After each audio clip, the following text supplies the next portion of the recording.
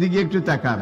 আমার হায়াতের কসম, আমার ইমানের কসম, ওই আল্লাহর কসম করে বলছি যে আল্লাহর হাতে আমার জীবন।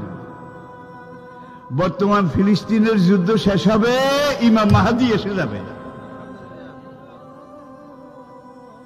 ইমাম মাহদী আসার 9 বছর পরে, ইমাম মাহদী আসার 9 বছর পরে ঈসা আলাইহিস সালাম আসবেন।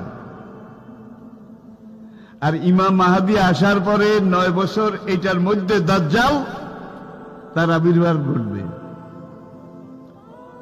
এমন সময় আমি আপনাদের সাথে কথা বলছি, হাদিসের ভাষ্য অনুযায়ী মনে করেন দাজ্জাল আপনার বাড়ির দরজায় এসে দাঁড়িয়েছে।